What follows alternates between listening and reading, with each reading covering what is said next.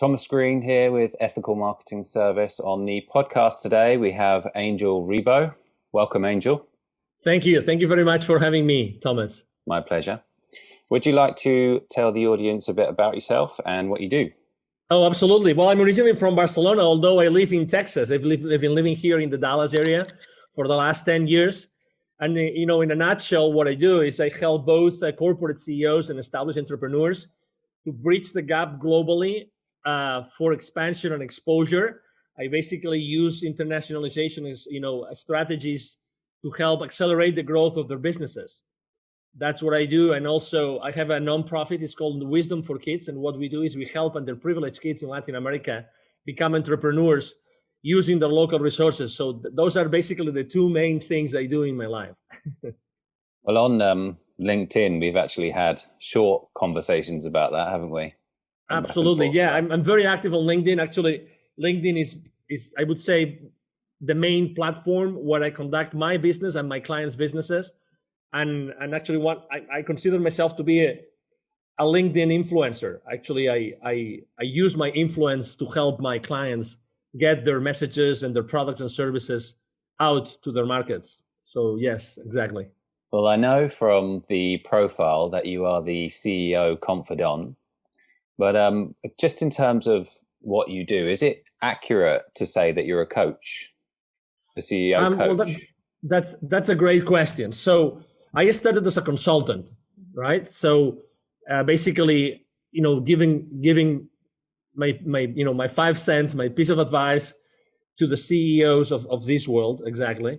But eventually, I became more of a coach, and not only a business coach, but also, as you said, a CEO coach, in the sense that when you start building trust with your clients, they eventually ask you or ask me, and hey, can you also help me with my position, specifically with the role I have in the company, with my life even.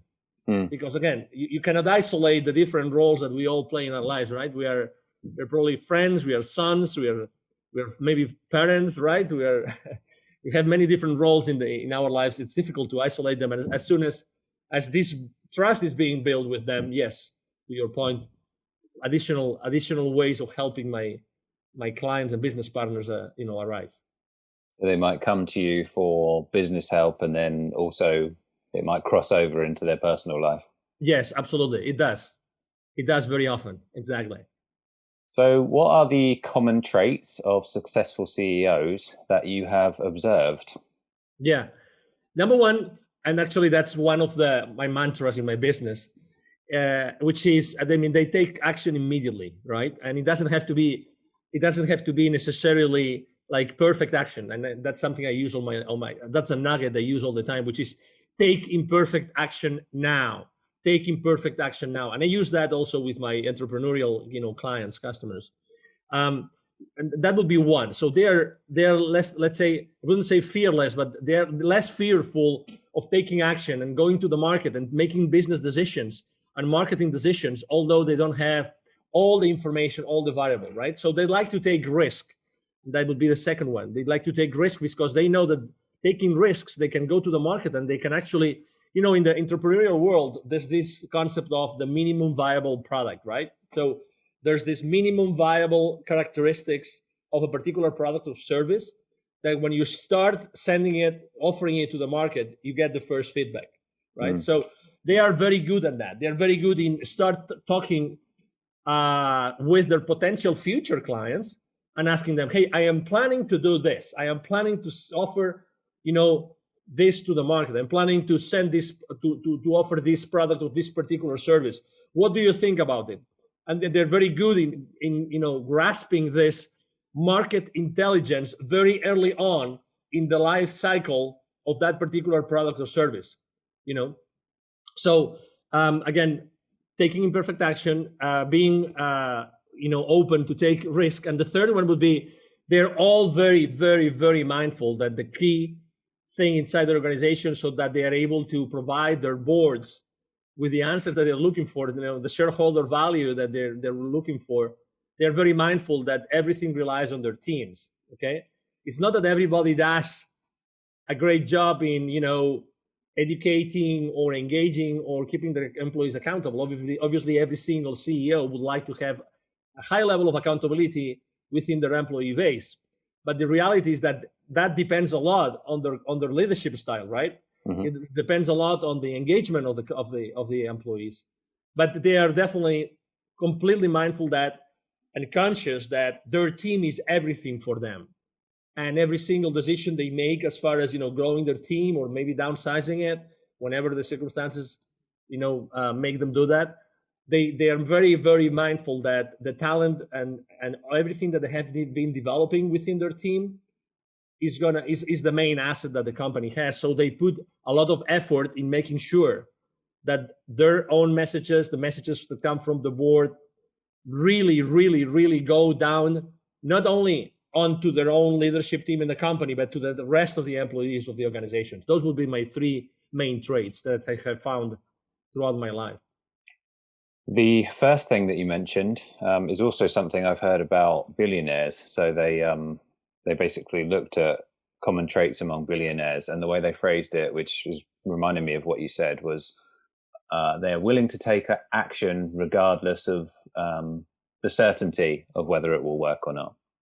So you said it was risk, but I mean, it just makes me think of that because a lot of times we don't know whether something's going to work, but the billionaires or perhaps CEOs in your case, they're willing to take the action anyway. Exactly. And actually this is also a common trait with I work a lot here in Dallas, in the Dallas Fort Worth area with entrepreneurs, with startups, and very, very embedded, let's say, in the startup world. And I work with business incubators, business accelerators. And something that I find in common all the time is that sometimes people say they really want to go to the market early, but they are fearful of going to the market. They are fearful of maybe talking to the market too early because they have this idea and they want to get, hold on to this idea, this concept, and they don't want anybody to know, blah, blah, blah. I would say, I always tell them the same thing. I tell them, I'm afraid that you're looking at the world from a scarcity mindset, right? Because, I mean, of course, there's this, super multi-billion-dollar, ideas like, Uber or Airbnb or many others, right? I mean, I understand that. But regardless of that, I think that it's very important that very early on, you get these early wins, that they give you the confidence to keep moving, moving forward and doing things. And I like to think of organizations. I sometimes, I have my own like frame of reference in my life. I see the life in a very specific, peculiar way. And I think that both people and companies are just energy. That's how I look at the world. They're just energy. So, a company, a startup, it's just a whole, bunch of energy that is being built by one of many different people. But at the end of the day, you want this energy to get into the market, right? You want this energy to touch the market because it's going to be, benefiting the market. It's going to be, bringing additional value to the market in the form of service or product. It doesn't matter. And as Tony Robbins says very well, the amount of wealth that you are able to generate with your business or with your life is totally, proportional to the amount of people that you're able to add value to. So, why being, again, although I know that intellectual property is important, why not going very early on into the market?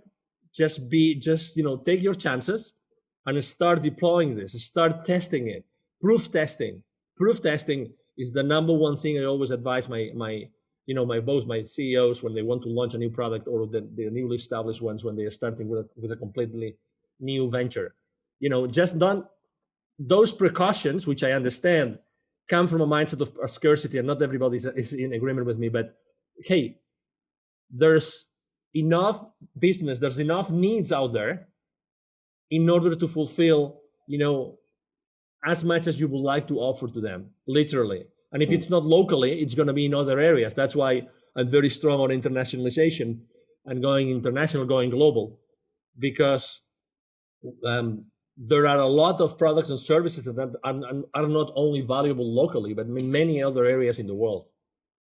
Well, yeah, so much so. And tell me if this was not what you were going for, but your phrase about the minimum viable product, so much so that it's actually got its own name now, right? So it's in they call it products being in beta. So, we're Mm-hmm. pushing this out and you're going to be the ones that are testing it, right? Is that kind of what you meant? Yes, yes. It's the concept is exactly is very similar. In the entrepreneurial world, they use this term just because you know it's it's it's the minimum viable as far as what? Viable as far as you are able to serve a need, right? Mm. So exactly, it's the earliest stages of a product or of a service, which is exactly the concept of a beta, right? So you are telling your clients, I'm launching this. I would like you, if you were so kind, to test it along with me, and you tell me the feedback. You tell me what you think about it, so we can move forward. Exactly. I think that you know the smartest companies do that. They actually reach out to you and they tell you, would you like to beta test Mm. our next product or service? I think it's extremely smart, and allows you to have this early on feedback from what will happen down the road. So because you've worked with so many of them, what are the common mistakes that a lot of CEOs make? If I had to mention only one, the most important one is definitely that they don't care enough about engagement. They don't educate their teams enough so that they don't feel engaged, and they don't engage, excuse me. And if they don't engage, you cannot keep them accountable. So, So is that with staff engagement? yes, exactly. That's definitely the one.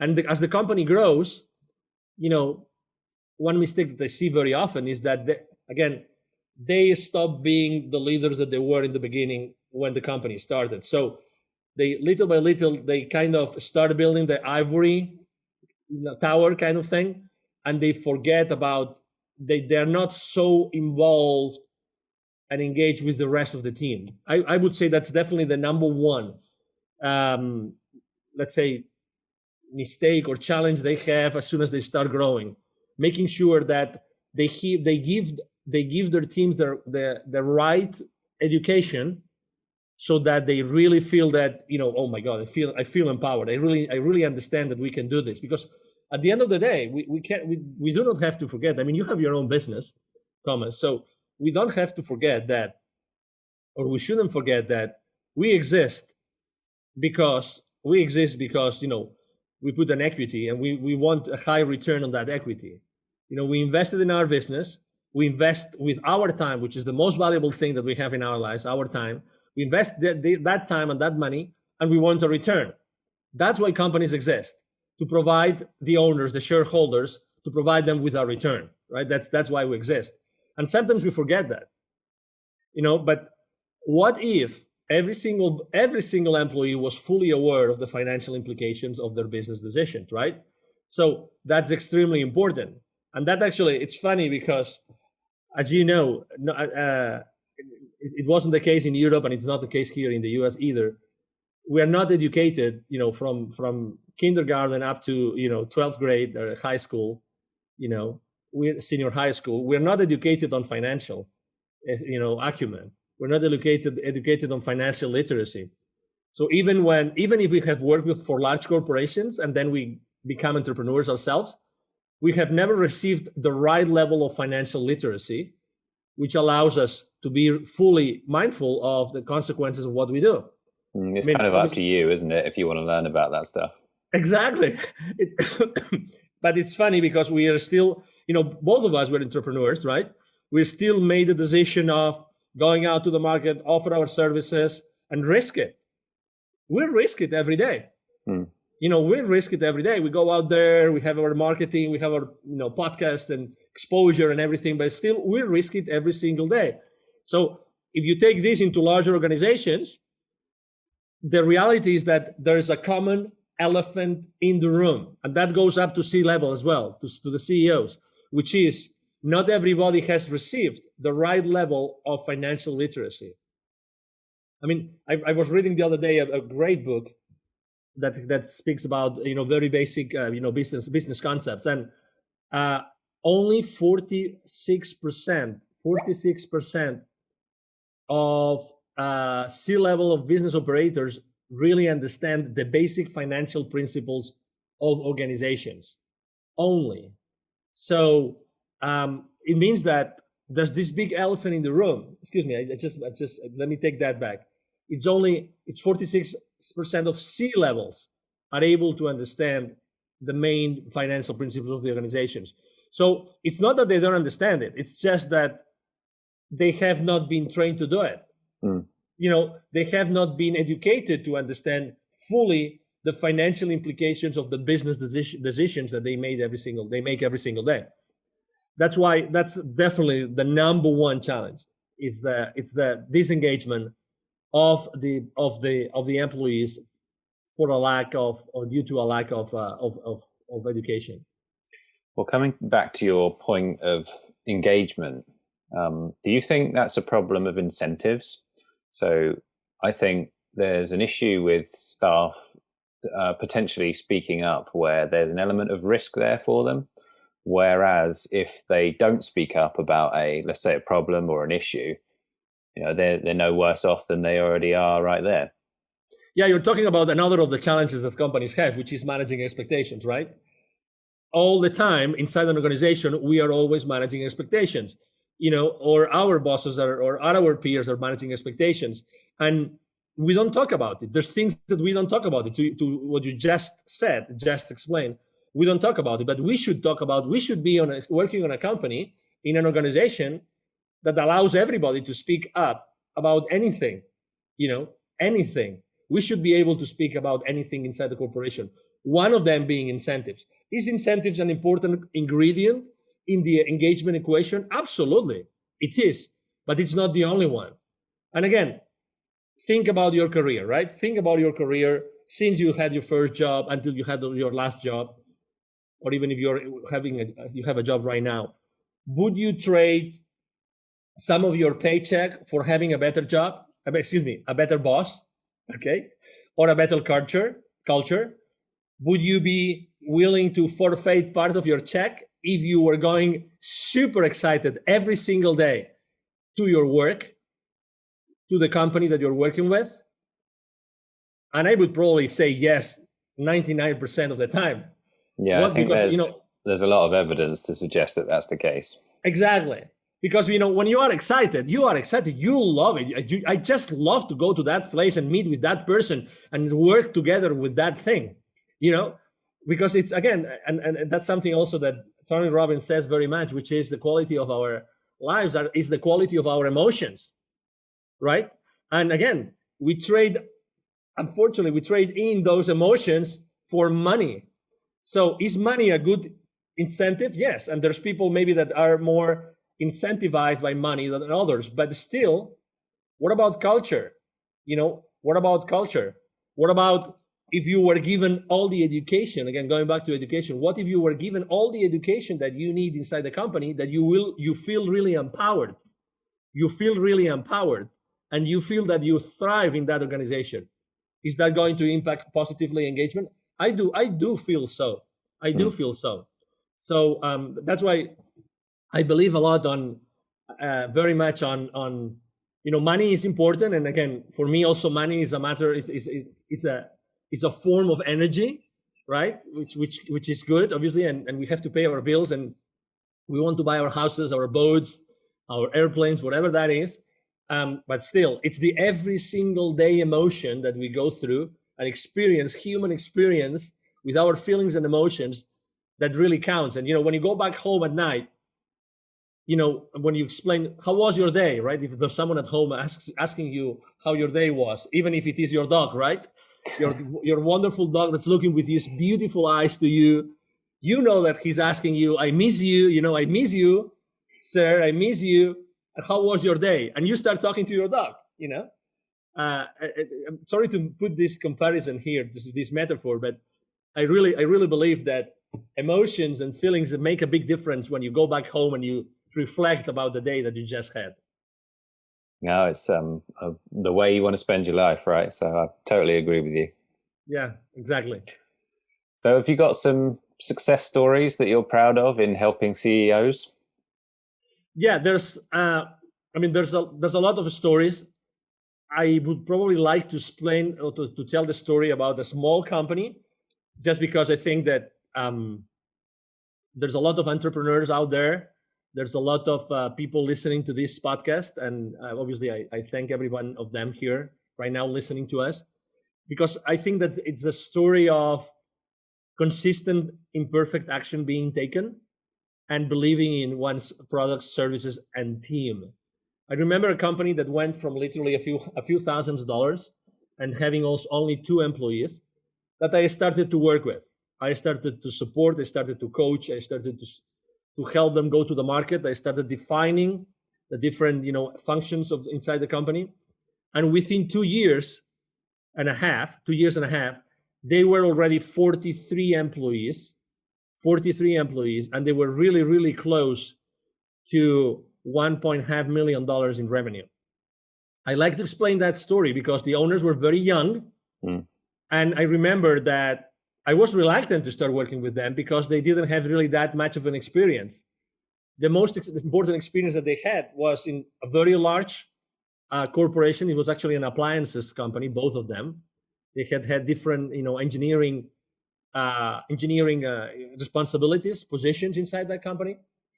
But they didn't have management experience. Again, they didn't have management experience. But oh my God, their passion was over the top. You could tell these guys were going to do it. I still remember when they came to see me. I think we met at a restaurant or a coffee shop. I was inside. I saw them when they arrived in their car. They had this very small, tiny car. I mean, I remember that. Image as if it was now. But they were with this big smile in their faces, and they really wanted to do that, and they really wanted to work with me. And oh my God, it was a blast. Obviously, we are friends today, and we respect each other a lot. But it was their passion. It was there's nothing impossible.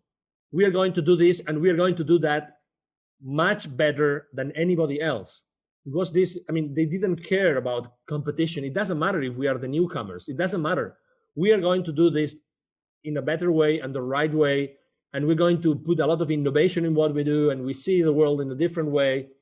And if I had to reflect and also say, besides their passion, what also made them successful, because they didn't have the experience as business owners, right?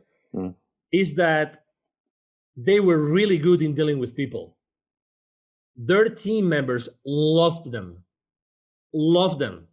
They were a couple. Their team members loved them. They had a very something that I liked a lot. Today we talk about a lot about gender equity. They did a great job. Their industry was high tech, so it's a man dominated industry, but they had a very well balanced. I work a lot in the diversity and inclusion space, and they did a great job bringing female workers and male workers all together for the good of the company. And very, very young, very, very excited employees still today. I haven't worked with them for the last 10 years now, and 5 years now, but they still remember me, and I will never forget, every time I was going to visit them, the excitement, their team, the way that they were supporting each other and helping each other internally. That was really a great experience. So they went from 2 to 43, did you say? Yeah. Now, for some reason, when I asked the question, I thought that it would be, taking a corporate to bigger numbers or something, but I can completely understand why it would be something, I don't know, more meaningful, a story that's more meaningful to you, taking something which is barely just started to what most people define as successful. Yes, obviously it's important to help a company, for instance, to expand internationally, to build a distribution channel so they start generating millions of dollars within a couple of years, 3 years, and you have a big budget to spend to do that as well. But that's it. When a large corporation starts doing this, they already have all the checks and balances and everything in place. Obviously, it's a nice story, and we help a lot of people, but it's a completely different environment, right? It's a completely different experience as well. Yeah. Because obviously every single one of these 43 means 43 different families. Yeah, it's more personal, isn't it? Yes, it is. So have you noticed some trends or circumstances where a CEO would commonly reach out to you? Yes. Yeah. Number one, I think that, and I'm going to talk about marketing now, right? I think it all depends on how you market yourself. And obviously, I mean, thank you for this opportunity today, because at the end of the day, every time I expose myself, I'm reaching out to the world, and the world is listening to me, right? So what kind of CEOs, you ask me, what would make them reach out to me? I would say, what makes them be attracted to me? Okay, that's the question I'm going to answer. It's the smile, isn't it? Well, obviously, I mean, it's the attitude. It's the attitude. If you've read that book from this guy that was so many years in the concentration camps in Germany, Viktor Frankl, In Search of Meaning, if you've read that book, he would say that regardless of where you are in the world, even if you are for 5 years, 10 years in a concentration camp, it's your attitude which is going to keep you alive. So it's the same thing. So I think that, number one, obviously, people reach out to me because they have something that they want to do, or they have something that they want to get rid of, and they are looking for help. So number one, they are humble enough to ask for help. That's the number one thing. Those CEOs know that they need help, and they think that they could help them, either because of my professional background, or either for the values that I put out there every single time I go out there with any of my marketing strategies, right? You probably have seen that. Exactly. I'm very I'm very active on LinkedIn. I post every single day. I make a mix of my clients' content, my content, very personal things. I actually talk very personal very often. Last year I talked a lot about building bridges and these kind of things, right? I like the comedy. Yeah, exactly. And I like to connect. Like at an emotional level, right? And at a very human level. So I stand for humility. I stand for probably acceptance. I stand for gratitude. I think that those three principles, at the end of the day, if you consistently get out to the world and expose yourself with a specific verbiage and attitude, eventually the world comes back to you because of that, because they value those principles, or they value that what you do every single day. There's this, you're a marketing expert, so then when someone starts talking about, okay, so I'm going to serve that community, and that's going to be my persona or my avatar, and very often we make a big mistake, which is we're trying to have this avatar so wide so we can attract everybody, and it's the other way around. It takes a while to entrepreneurs to understand this, that the more specific you are about how you position yourself and how you are yourself reaching out to the world, the higher the chances that you're attracting the CEOs or the business owners or the entrepreneurs or the startup, leaders that you want, that they need your services, that you want to attract to your practice. If you're marketing to everyone, then you're marketing to no one. That's exactly the quote that I use for that one. So would you say that it's about they're looking to achieve something, and they're not 100% sure on what it is that they want to achieve, but they see you as the person who can help them get there, basically? That's a possibility. I would say that sometimes they know that they need help, but sometimes they're not able to put it into words perfectly, and it would surprise you from a high level executive, right? But at the end of the day, it's they're humans.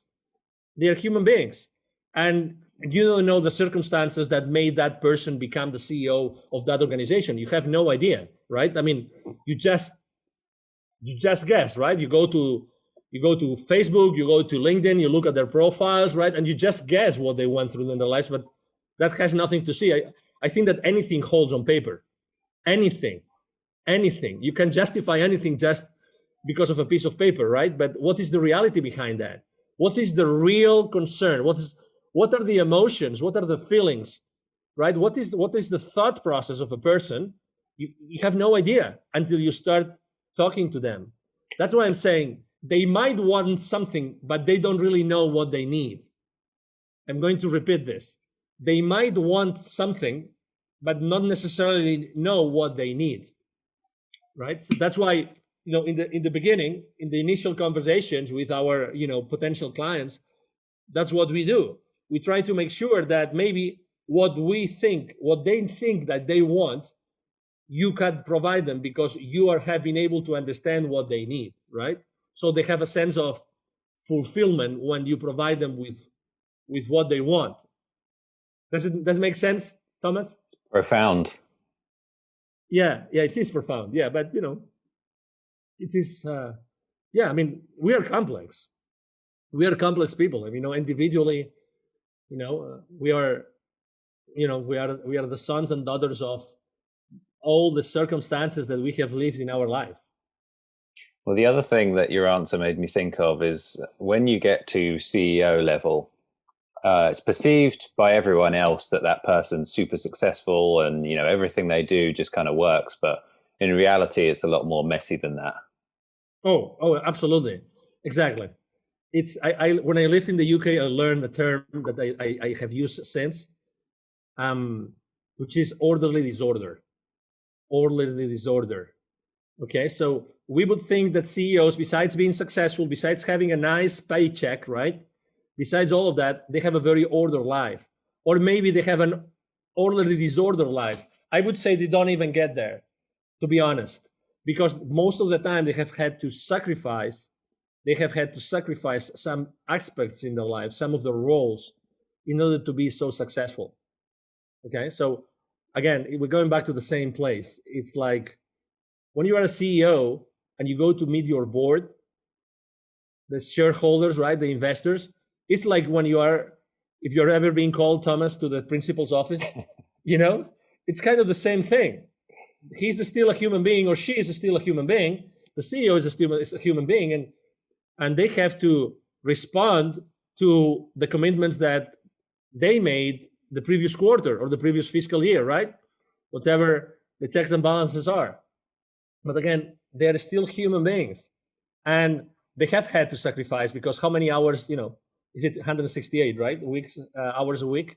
So we have 168 hours a week. So that's how many hours we have, all of us. It doesn't matter if you are the CEO of General Electric or British Aerospace, or you are a small business owner, or you are an employee. It doesn't matter. We all have the same amount of hours. So what do you do? What do you sacrifice? Are you obliged to sacrifice? Probably you are too. You are. So are you at the right company as a CEO? That's another question that sometimes I ask. I help CEOs to answer. Are you at the right? I mean, what is the toll that this role of yours is taking into your life? What is the toll? Are you willing to keep on paying that toll every single morning when you get into your car and you're driving towards your office? Is that still enough? Is it still paying off? Are the dividends, are your personal and family dividends enough? And for instance, a family is a good indicator, right? Family, kids, wife. This is a great indicator of someone's life, of someone's quality of life. Because, I mean, obviously not everybody feels compelled to have a family, but the ones that do, very early on, they realize that they want to really live the lives of their kids. Otherwise, someone else is going to be, raising them, excuse me. Yeah. Do you find that asking that question, typically, are they in the right role often, or are they often not in the right role as CEO or in the right company even? Most of the time they're in the right, they are in the right. Well, they think they are because, I mean, they have been reinforcing that thought for how many years? How many years did it take to them to be in that place? So can you imagine how strong those neuronal connections? Let's talk about thoughts, right, and beliefs. Considering the neuroscientists the people that know much more than me about thoughts and ideas and beliefs, they say that every single idea is a neuronal connection in your brain. The more that connection fires together, it wires together. So imagine someone that has been for their entire lives, firing together those thoughts. I have to do this because I want to reach the summit. I want to reach the summit of my corporate career. I want to do that. I want to do that. So their thoughts are very strong, very strong.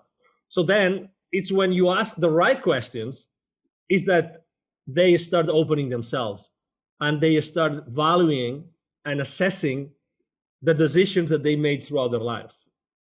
And there might be my questions, or there might be maybe some incidences that happen in their kids' lives or in their relatives' lives, or even at their parents' lives. Some people are always very attached to their parents, and sometimes parents obviously they age, they grow older, and sometimes they don't have their kids around or their children around to help them as they age. So yeah, so I think there's always a discovery there. Well, I think that I heard that regarding changing people's minds, the sort of the emotional feeling that people have around changing those beliefs is because in the brain, it's located near the pain center. So it's almost like if I have to change my mind at this point, it's actually going to be painful for me. That's the link that's somehow there. Although I'm no neuroscientist, so that might be completely wrong. Yeah, I don't know about that, but obviously, we are still animals. We are sophisticated animals, and our brain is still, the heritage of this animal kingdom that we originated, initially, and we have to. Well, we know that this is, we want to preserve our life, right? That's the main thing. We have this survival instinct, and we still have this survival instinct totally ingrained in our personality, in our character. So a segue into how did you get into the field of coaching CEOs? How did you start in this? Yeah, so basically when I started my career in the 90s, actually it was in the moment in which I moved out of Barcelona and I started my work in the UK, that I started to make a lot of phone calls. So my position was an inside sales position at that time, and it was caring about corporate accounts in many different countries in Europe. But the phone calls I was making were from the UK. So I started to have systematically over 1,000 conversations every single week. Okay, so I was having a lot of conversations. We were really a machine. You would say they would be very brief. I mean, not necessarily. I would have like long conversations and very short conversations. But when you start talking to people, and most importantly, listening to people, you realize that we don't have different problems as human beings. We all have a lot of the same problem. And it's fear for one reason, for another. We feel uncomfortable, we feel unease, whatever that is, and that relates to our company. It relates to a business. It relates to our employees. It relates to our finances. But at the end of the day, we all have the same thing, which is we are fearful for something. There's something that we would like to feel more comfortable about, right?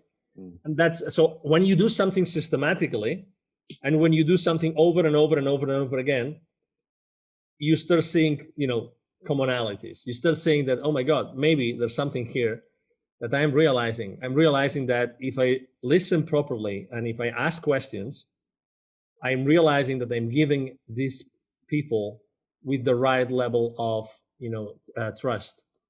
With the right level of not trust, confidence. Excuse me. We use the same word in Spanish. So, and that's when I realized, oh my God, I really can do that. And also something is that I was very good in dealing with gatekeepers. So I would reach out to C-level executives with some frequency. So I realized that again, these people were exactly the same way that the people at the bottom. You know, maybe they were more scarce in time. I get that, right? Because they have a lot of things to do in a single day. I get that. But at the end of the day, they're human beings. And the good thing about people at that level is that they don't get any we would say BS in the UK, in the US, right? You understand what I mean? So it's good to have a very direct conversation. Mm-hmm. So they don't, you don't have to go around the bushes. It's great. I love to be direct.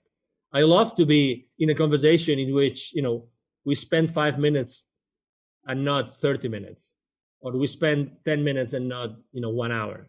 You know what I mean? I like to have a straightforward conversation. So this is the deal. This is what I would like to do. This is what I would like to accomplish, blah, blah, blah. I like that. Maybe that's the only difference. But to your question again, it's realizing that when you do something consistently, you realize that people really want to be heard. And you are good in listening, and you are good in analyzing what they're saying. That's what got me started. You made a lot of progress in that, and you thought, I can do this. And then what was the steps after that? Well, I have to say that I started to do that while I was in corporate America. So that was part of my role. So even if it was not written in my job description, because coach is like a soft skill to be considered in the job description in a corporate environment, right? But in reality, the people I was working with, and I was throughout my corporate career, I was actually coaching a lot of CEOs, both for growing their businesses and for making buying decisions. So I started to do that consistently. So again, it's like my frame of reference was different. So even though I was always developing business, so like selling, right? Developing businesses for different companies and helping companies develop their businesses, I was always myself on that spot of being a coach. It's like I made the decision myself of being a coach, not only being someone that would be there to tell them you have to do this, and this. And if you don't do this, you're going to fail. And then when we review the sales forecast, no, you didn't do this. You have to do this, and this. It's a decision that you make, right? And I think that, very honestly, Thomas, I think that comes from your upbringing. That comes from your heart. That comes from when you have a relationship with someone. Where does your relationship start from? I think that it's a common denominator in your life, that you start every single relationship from the same place. I really felt like that myself. Honestly, I really felt myself being in that place of, I was always coaching, like asking questions, trying to understand, right? Trying to understand. And I think, again, I connect that very much with my heart, with like listening to my heart's voice, regardless of my degrees, my computer engineering degree, my MBA, regardless. It's like we are human beings. And what can I do to help you? Good answer. I got a list of questions here, and this particular question, there's a context behind it, and that is, I'm sure you've heard the stats before about CEOs working a certain number of minutes per day, the actual productive work that they do. Are you aware of that statistic at all? No, I'm not. I think it's, in a working day, in a normal average working day, they get, I'm fudging the numbers a bit, but it's like an hour and 20 minutes of actual solid work or whatever it might be. And the question is, what would you say is the activity a CEO does the most? And that's the context for that question. I think it's I would say talking to the rest of the organization, mainly the leadership team, to make sure that the organization is aligned. That would be my number one thing. So it's essentially communication. Yes. Okay, that's very interesting, because it just means that the emphasis on that particular skill is very high then, right? Yes, I think that you have to be a good, again, it's you are the CEO or you are the leader of the organization. Who are you? The CEO or the leader, right? I believe that the real leaders, are the CEOs I work with are the real leaders of the organization. And what are, would you say, are the biggest misconceptions about CEOs? Yeah, the biggest misconceptions is what you mentioned before, which is they're so successful, they're so happy, everything is great, everything works out, they have the perfect life. That would definitely be one of them. I actually have a very interesting example to mention, which is a real, this guy was running a multi-thousand employee company in the healthcare sector here in the US. And I will never forget what he was telling me. Actually, we became friends, so I meet with him from time to time, and he always tells me I would sacrifice all my wealth, and so that he made an exit of multi-hundred millions of dollars. He made an exit, so the caliber of his wealth. I would sacrifice all my wealth for having the family that you had. Wow. That's a true story. I would sacrifice all my wealth, all of it, for having the beautiful family that you had. Presumably because in order to become a CEO, you're neglecting the rest of your life, right? Mm-hmm. Yes. And So he, do you, interestingly enough, he's a people's man. In this case, he's a man. I mean, he gets along with people a lot, but exactly, he sacrificed that part of his life, and it's never too late, right? It's never too late, but there's things that with age they become more complicated. so for people who might be watching this that would want to become a CEO, and they're smart enough to be able to know that that's a problem, what would you say to someone who's essentially trying to have both? Put your priorities right. Put your priorities right. I think that you can achieve both, but you have to put your priorities right since the very beginning, and make the different roles in your life support each other. Sometimes we believe that we can only be one thing or another. How can one thing help me be the other, right? So how can you involve, maybe, I mean, there's CEOs that bring their families to their companies. I mean, I don't mean like employees, but maybe they bring them just to show them things that can help them. They bring their kids because they want their kids to be inspired. So and some others try to keep both worlds very separated, very different, right? Very, one aside from the other, one apart from the other. But I would say that get your priorities right very early on in your career, and number two, and make sure that you always think of your life as a pyramid, that every single stone supports each other. Okay, it's not like every single stone in that pyramid supports each other, and then when you start growing, I think that one of the things that we unfortunately don't do well in life, and that's due to the education that we receive, is that we don't ask enough.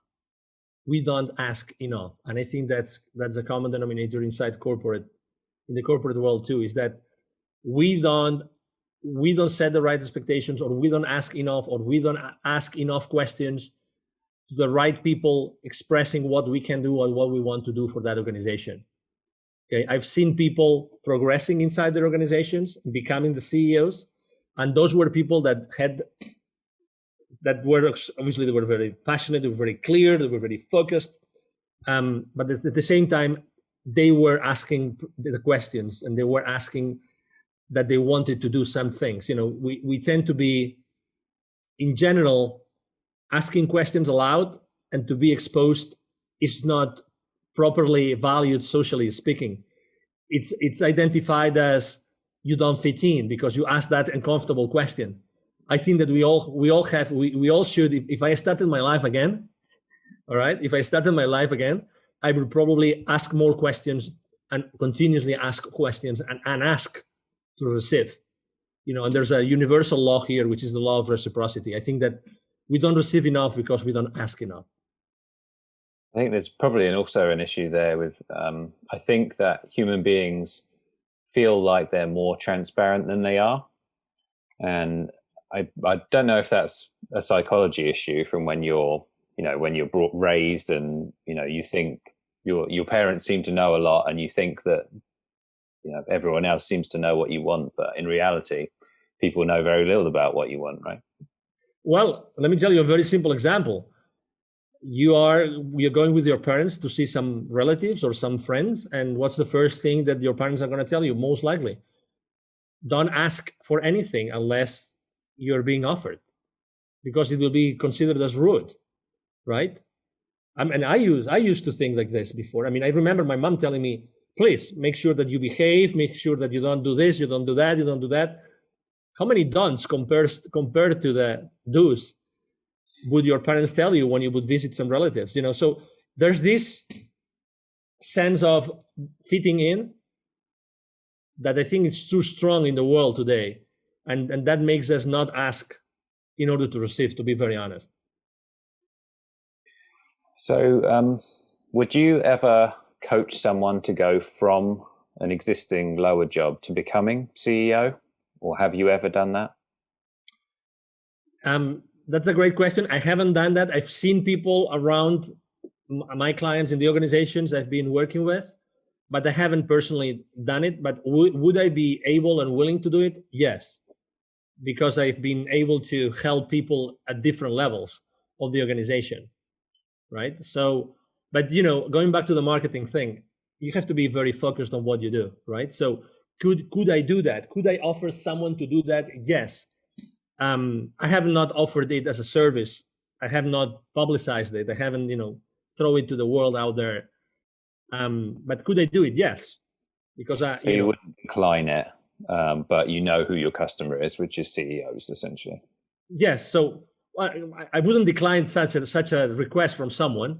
If someone asked me to do it, I wouldn't say no. I would say yes, because also I believe that you have to always. I mean, even myself. I mean, I put myself out of my comfort zone every single day because not because I like to feel uncomfortable, but because I just like to test myself.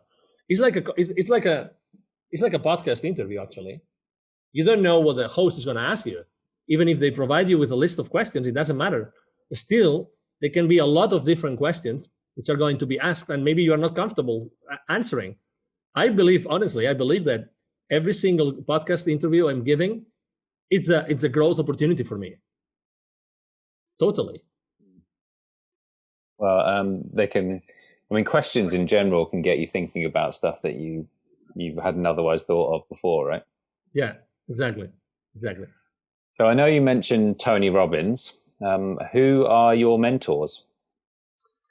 Yes, so I haven't really had mentors in my life, like mentors, one-on-one mentors, but I have had like generic mentors as Tony Robbins. I consider him, maybe I don't consider him a mentor, but I consider him someone that for a couple of years he made a huge impact in my life.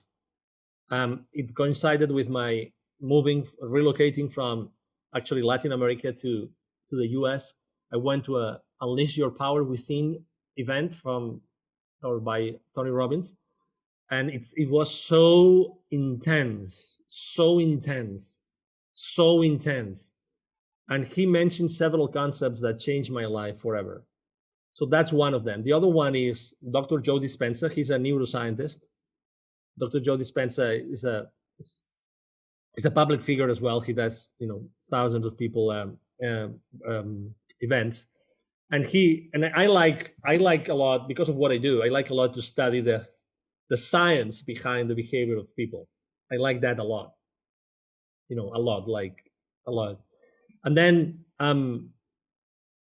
I consider myself very spiritual in the sense that I'm always looking for additional answers to what's going on in the world, what's going on in my life, what's going on in the universe, these kind of things. And when you are trying to find those answers, so there's a whole bunch of people. I have a list of affirmations that I use every single day. I try to sing and I try to dance. Those are my mentors because I'm a very high energy guy.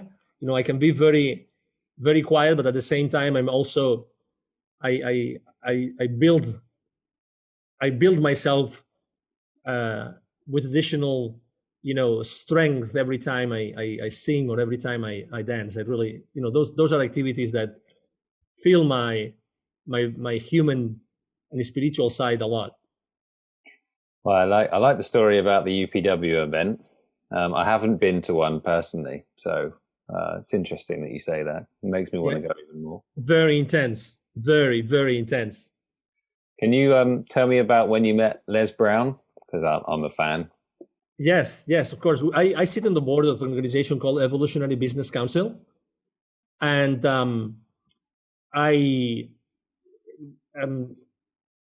we are basically a group of very highly influential people in the world. We are like almost 600 million people altogether of outreach. And we are only 320 people in that organization, but that's the combined outreach that we have. And we very often invite people like Les Brown, and he's actually a member of the organization.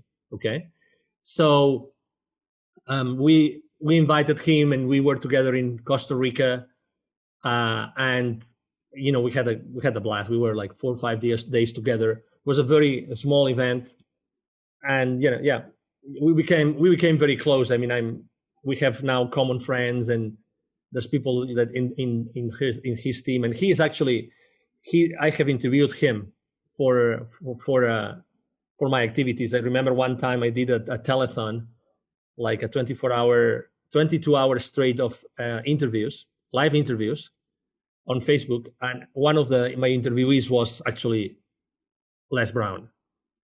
And since that was 4 years ago. That was 4 years ago. You've probably seen the picture online, my picture with him, right? And we've been in contact. I met his son then also as well. I met his daughter.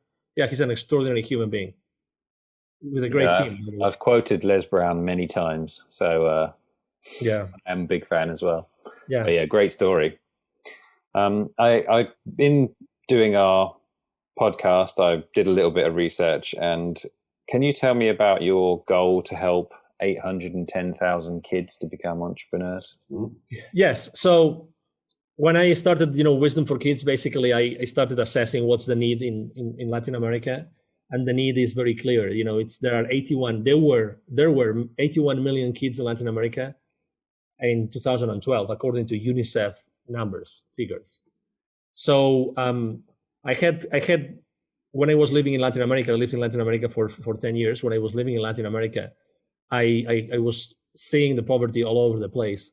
So when I left corporate America, I decided to start with a couple of friends. I started Wisdom for Kids, which is the foundation that I'm the president of, and I co-founded. And what we do is we help underprivileged kids in Latin America become entrepreneurs using the local resources. So basically, I saw this huge opportunity of helping kids with my entrepreneurship skills and my friends' entrepreneurial skills, and also to connect those worlds, the worlds of the very highly influential people in Latin America I had met when I was coaching, because I coached a lot of people in Latin America, a lot. And I lived there for 10 years. And to bring this world down or in connection with the most underprivileged people in the world, which are the kids, right? And then, everything started. So we have held more, we had to stop activities last year, but we have held more than 1,000 families with their kids in different areas, mainly in Mexico, because it's the closest place here to the US. And yeah, it's extremely, I mean, it's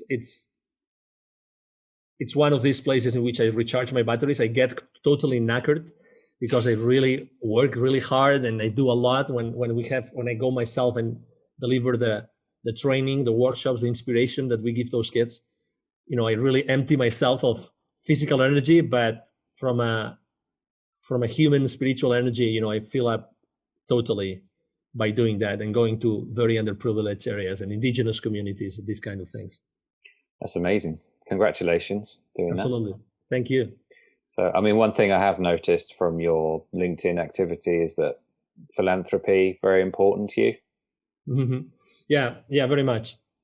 Because I have been volunteer for local hospices here. I always think that we can do so much more with our time. It's like getting your priorities right.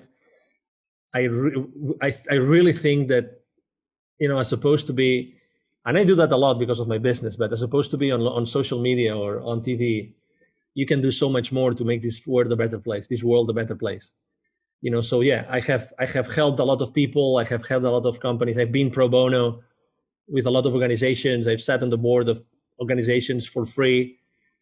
Yeah, I mean, I think that the world, there's a lot of differences. There's a lot of, inequities. Let's put it this way. And some of us, and you are definitely one of them with your podcast, we want to help. We want to be inspiring the world every single day. So. Well, thank you very much for all the value you've given on the interview. And can you Absolutely. tell the audience where the best place for people to find you is? Absolutely. Yes. As you mentioned before, my brand is the CEO Confident, and my name is Angel Ribo. So the easiest way is to go to LinkedIn because I'm very active. I answer all the messages there. And then my email is very simple. It's Angel, ANGEL, at Angel Ribo. Ribo spell as RIB as in boy O, Angel at angelribo.com. That's my email address. That's the easiest way to reach out to me. And Thomas, I wanted to say thank you very much for you allowing me to be here to speak to your audience, and for having such a great conversation with you today. It's absolutely my pleasure, and I will speak to you soon. All right. Thank you. Thank you very much. Bye bye. Bye bye.